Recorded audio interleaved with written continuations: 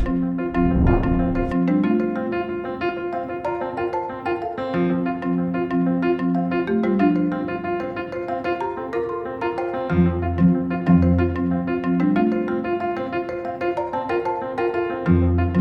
other thing is that we've got the solutions. So each year that goes by, the window's closing, but we've also got so many more solutions at our fingertips. So we've got a great case to make to government to take action, because we have the solutions, and we just need that political will to make them happen.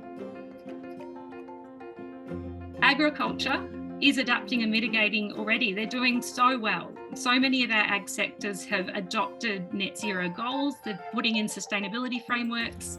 The National Farmers Federation committed to a net zero emissions by 2050 economy-wide goal in August last year. So they represent something around 50,000 farms across Australia.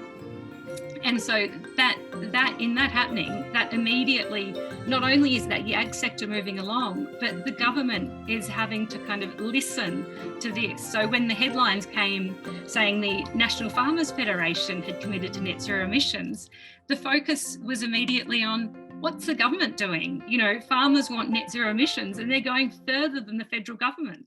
So I'm zooming in from Jajawarong land here in central Victoria.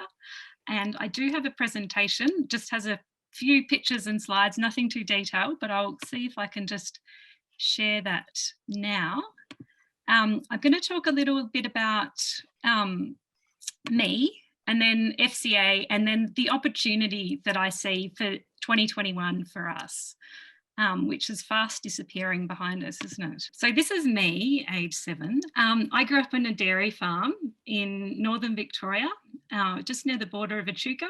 And I was always given orphan lambs to look after from local sheep farmers. So I grew up there till I was 18. I moved out of home, went to uni in Melbourne, which was a bit of a shock to the system, but I loved history and I loved journalism at that time, but I was always really passionate about ag as well. So I finished uni in the early 2000s and went on to work as an ag journalist, first at Country News in northern Victoria or northeastern Victoria, and later at Stock and Land. And one of the first news stories I really worked on was the Millennium Drought. So it was the early 2000s and it was just starting to be felt. My dad had actually left, well, my parents had left the farm by that time, but I ended up interviewing our old neighbours who were having to deal with water allocations on their farms. They really reliant on irrigation. That was something like, they used to get 200% of their water allocation, and by that time they were getting 30%. They were spending hundreds of dollars just keeping their cattle alive at that time, and it was dry and it was grim. And they'd never seen anything quite like that before. So you could kind of see at that point, as we reported then later at Stock and Land about this 1 in 100 year drought that was occurring, that something had changed and something was going on there. I later went on to work at Curry Communications.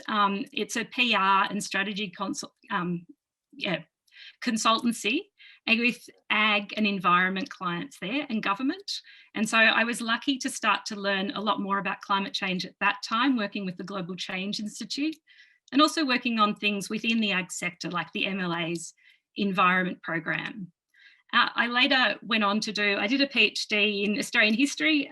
So if you ever want to talk about settler colonial history, I'm also into that, but and then a postdoc on social welfare inquiries, but was keen to come back into a space that I felt really at home and really concerned about. So I found out about Farmers for Climate Action in 2018, and the job was going there for the deputy director position, and I was very keen to join. So Farmers for Climate Action came about in 2015 when a group of concerned farmers got together to talk about what was happening, but also their concerns about the lack of action on climate change.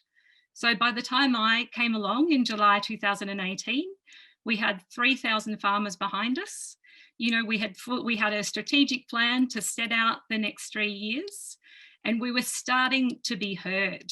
And as I joined, the drought in New South Wales and Queensland at that time was really starting to be felt. So we were inundated with interest from media about wanting to speak to farmers who were impacted. And so it was pretty hard going, actually. The topic was really difficult, and they wanted stories of hardship. They wanted to know, you know, farmers that were close to leaving the land and so on. So it was a tough time, but it was also a really important time because the media, particularly conservative media and also MPs, listen to farmers. They trust them as spokespeople. So farmers increasingly were standing up and saying, we have never seen this before. And they were being heard. So since then, we've had fires, we've had floods, we've had so many things happen. And we've come to today where we have 6,000. So we had a rally after I started as well. So we went to Parliament House, brought farmers there, and yeah, we've had so much media. But today we have 6,000 farmers and counting behind us, and over 30,000 supporters. But also the narrative of today is incredibly positive. And so while we've come a long way in 3 years, but I'm particularly excited about this political moment we're in at the moment. So the window for action on climate change is closing, and we know that, and it gets more and more important every year. But we've got this incredible opportunity this year. So I was going to talk about just 4 of the key things that make me really, really positive about the year ahead and the case for action finally happening. So my number 1 is the Farmers for Climate Action that we've got behind us. We've got an incredible network. We've got more farmers coming to us all the time who want to talk about what they're seeing at their place and what they know needs to happen. And they're doing this while juggling the work on their farm, and often in quite difficult circumstances. We have a strawberry farmer in Queensland who volunteers to local SES. She's dealing with rising sea level inundation on her property, and she's running a thriving strawberry picking business. But she also finds time, if I give her a call, she's happy to talk to media. She'll happily come along and go to an MP meeting because she knows what's at stake here, and it's so important for the future of agriculture and the future of Australia as well.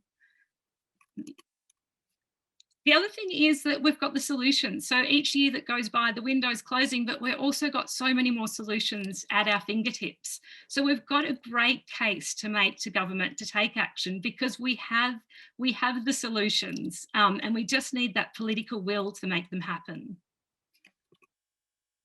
Agriculture is adapting and mitigating already. They're doing so well. So many of our ag sectors have adopted net zero goals. They're putting in sustainability frameworks. The National Farmers Federation committed to a net zero emissions by 2050 economy-wide goal in August last year. So they represent something around 50,000 farms across Australia. And so that happening, that immediately, not only is that the ag sector moving along, but the government is having to kind of listen to this. So when the headlines came saying the National Farmers Federation had committed to net zero emissions, the focus was immediately on what's the government doing? You know, farmers want net zero emissions and they're going further than the federal government. And that brings me to my 4th one. Right now, our federal government is under increasing pressure to commit to a net zero emissions goal. And they've got more and more stories coming out about particularly the Nationals being out of step with rural voters on the 2050 goal. So we're seeing, with Barnaby Joyce coming to the Deputy PM leadership, recently, it's an incredible moment for Conservative politics. We've seen the Nats split more than we've ever seen them before. And particularly Nats in my end of the world, so down here in Victoria, are standing up and actually splitting from this image of the Nats being to, you know, what's the point of a net zero goal? You know, we're not going to sign up to that, and actually saying we have to, our political futures depend on this and our electorates are calling for it. So I spoke to Peter Walsh, who's the leader of the Nats here in Victoria recently, and he's so passionate that we take action on climate change and that agriculture is part of that. We're seeing Darren Chester, MP down here, saying Nats must leave the 1950s behind to stay relevant. Like, we have to move with it. Our electorates are calling for this action and we have to move too. And the other thing that is happening is that we're not operating in a vacuum here. So the world is moving on and there's so much at stake here. And the EU and the US are working on carbon tariffs, and now Australia is being expected to stand up. We've got the COP talks coming up in November, as you all know, and we've got a federal election that's really looming. So the federal government is under this increasing pressure to take action, and we just need to stand up in this moment and make the most of it and have our voices heard, because I think this is the time that we can get a commitment to something like a net zero emissions by 2050 goal and really start to secure our future. So that's just, I also just wanted to put here different ways. If you want to get involved with Farmers for Climate Action, here are some of the key ways that you can get involved if you jump on our website. But that's about me. That's about where FCA has been, where we are now, why I'm excited. And I just thought I'd leave it to you guys to tell me what you want to hear about now and ask me questions. So.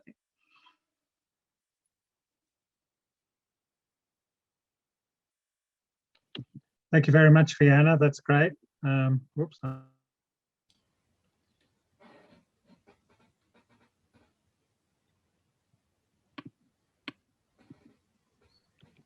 Sorry, it took me a while to unmute, Fiona. Thank you very much for that. No and worries. If you could unshare your screen, then we can see everybody Maybe again. we'll do that. I see I have a question there. Should I jump in and answer that one?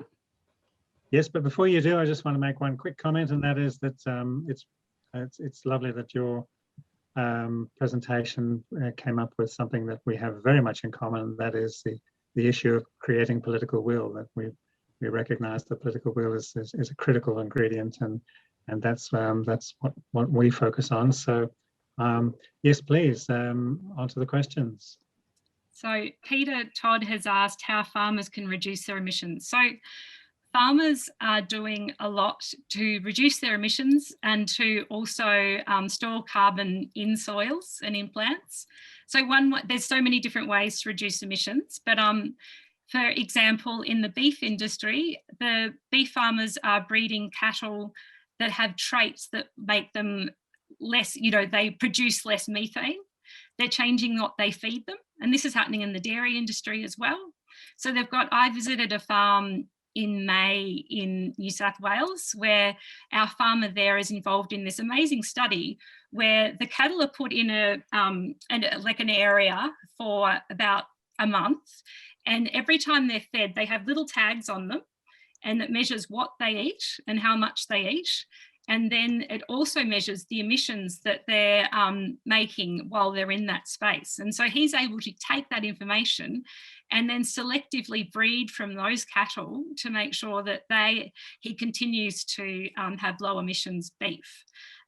There's a lot of interest in moving away from diesel within the ag industry, and as more solutions come on, we'll see a transition away. There's lots of exciting stuff happening in that space.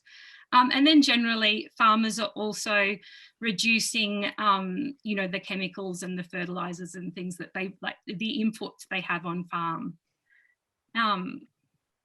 Does Farmers for Climate Action have counterparts in other countries that might be able to learn from us how to influence the Paris targets that those countries take to COP26? I'd love to do more in this space, and we're starting to see there's a Farmers for Climate Action in Canada now, and I know in the UK there's a group there.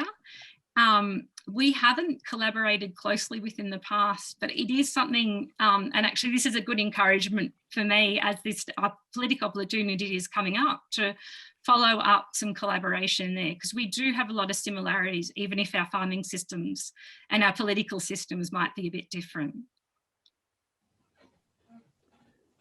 Fiona, before you get to the next one, as we discussed last week, we are fairly unique as a climate organisation, in that we boldly ask for a carbon price because we know how powerful it is, even though we know it's on the nose in many ways in our political system. But I'd love to hear from you how you think a carbon price would affect farmers, and how would it affect the objective of getting to net zero from the farming point of view. So I think that if we'd had a carbon price in the past, we would be a lot further along this journey than we are now. I think that in some ways it would be difficult. It's a difficult political ask to get a carbon price up at the moment. So then it's difficult to imagine yourself into that space. And in a way, we kind of have one in the market for carbon credits and so on that are coming on. One of the issues that we have now is that what farmers are being paid for storing carbon on their properties is actually a very low rate compared to what it really should be and what it will probably move to. So I guess if we'd had a pricing mechanism in there, farmers would be paid, you know, a more just price for the carbon that they're storing in their soils and in their plants. And I know there's a question there saying, would we promote a carbon price? We promote engagement with carbon markets. We promote policies that you know, reduce emissions and encourage people, you know, encourage solutions around carbon mitigation. We also know that we work in a very conservative political space. So we would need to be quite careful around a carbon price, even under a different name. But it's definitely worth continuing to have that conversation because, yeah, I think you know, from what I understand, we would have made a lot more progress had it been there. Yes, indeed. And so we'll keep doing that part of the work. And we know that when we're successful, it'll increase the carbon price on the open market and enable farmers to get a fair deal for whatever carbon they're sequestering. So that's something that we have in mind as part of our objective. Yeah. Here's a few questions coming through. Are farmers facing challenges getting insurance due to climate change related events? So yeah, it is getting more difficult to get insurance in certain parts of the country. And I don't know if you've seen the reports that come out from Climate Council indicating that there are some areas that just won't be able to be insured soon. So absolutely. Farmers, particularly those in coastal areas who might be impacted by rising sea levels, I believe that flood insurance has become more difficult. You know, fire, given what we saw at Black Summer, fire is an increasing risk for Australian farms and Australian communities more generally, and getting insurance is getting harder and more expensive. Understandably. Roger Grice has a more technical question, which you may or may not be able to answer. We are in a group called Community Voice for Hume, and we have a grazing group which is proving to be popular, promoting carbon sequestration. But has anybody done a cost-benefit analysis reducing use of artificial fertilizers derived from natural gas? I don't know. Yeah. I can find out for you though, if you would like, Roger, but that's not one. Yeah, I don't know about that study off the top of my head. Sorry. That's great. Yes, a couple of. I've picked a few questions with my carbon pricing question. How comfortable are farmers in meeting with the nationals who are not supporting new net zero emissions? What have been their experience and what messages have had the most impact? So I guess that's one of the things that we're going to be doing over the next few months is an intensive month of lobbying, and we're hoping to meet with quite a few nationals or at least rural MPs. And so your tips and advice on that and any experience you've had yourself would be great. So we welcome any meetings with Conservative politicians, even if they might not be in agreement with us around net zero emissions. I think it's a really valuable exercise for us to understand what the barriers are there as well as starting that conversation around those opportunities that we think should be attractive to a Conservative politician. So we always engage with respect with anyone we deal with, of course.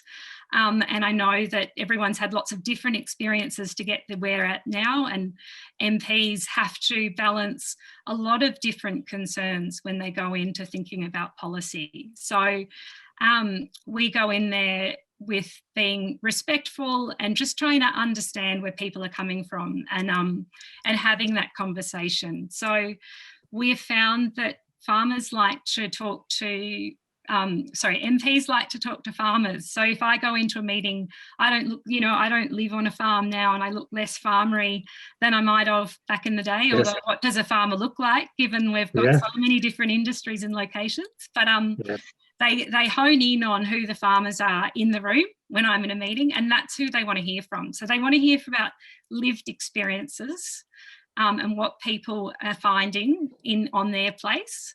But they also want to hear the good news stories. So they don't want to hear, they don't want to hear about doom and gloom. They want to hear about why you're excited about renewable energy, or what the market opportunities are around the carbon, particularly the carbon market. So we can see the federal government's really interested at the moment in soils and storing carbon. Yeah. We've got the biodiversity and carbon pilot, the Australian Biodiversity Stewardship Program, which sits above that. So they really are very interested in stories of opportunity, so that that farmers and rural communities can really benefit. That's great. Howard has asked a question which takes mine a bit further. Have FCA considered promoting carbon pricing, particularly the climate dividend plan? Now you've answered that it's a bit of a big ask at the moment, but I do wonder, did you have a chance to have a look at the Australian climate dividend plan? Yeah, I did have a look, and what I can say is that I'll have a chat with our team about it, and I think there are many good aspects of it. It is coming back to the carbon price. I've probably got a nervousness around that, but I think it is a positive story, isn't it? So if there are ways we can weave that in, we absolutely would. That'd be great. Thank you. And another one from Mary Gray. Do you advocate much more native tree planting on farms to increase carbon sequestration? Yes. So particularly, I love this enthusiasm for storing carbon in soils at the moment, and the appetite for government around this, and the conversations around soils, because soils are so important, but so are trees. I'm often, occasionally like, have we forgotten about the trees? So we do need to be planting trees. And, I think native trees I think sometimes it's a balance of imported species, as I understand, as well as native species, but native species need to be part of that solution, and makes so much sense for our landscapes that we did try, going back to my Australian history roots, we tried to make this land look like Europe, didn't we? Yes. There were many things wrong with that. So bringing back more native trees to our landscapes is incredibly important. Don is following up on the opportunities you talked about, and saying if people want to hear about opportunity and so on rather than climate facts, how do you convey a sense of urgency? And I'm interested to know how you convey urgency in your meetings with MPs.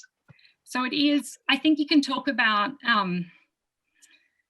the facts are hard, and the facts are there. We'll still talk about the facts of climate change and what's happening now, but we can talk about it in, you can often think about framing things just slightly differently. So it's, what is the cost at the moment for not taking action? And then you can kind of flip it to the opportunity of how much money it will save us down the line, and how much effort it will save if we take action now. So, but I definitely think, although my key focus is on that opportunity, sometimes you've got to say, you know, if without action happening, you know, here's what it looks like, but let's also put forward what assuming people do take action, this is what we're working towards. So having that kind of positive vision to work towards, rather than just leaving it at the kind of hellfire image that you might otherwise. Right. And a very particular question here from Marie. Could CCL partner with FCA for some of our regional meetings with MPs? So for instance, we'll be setting up these meetings with MPs in September, October, in particular as part of our lobby month. And it'd be great if we could figure out a way of collaborating with some FCA members as a way of achieving two things. One, that is to make it more likely that we get to meet with an MP if we're saying we're meeting with an FCA member or farmer as well. But also that way we can figure out ways of collaborating in our strategies as well. So how do you think that might work? Well, I think that's absolutely worth talking about. I'd be talking about it with my team, and particularly our strategy director. But I think that potentially makes a lot of sense. So let's look at what the opportunities are and see how it could work. Okay, great.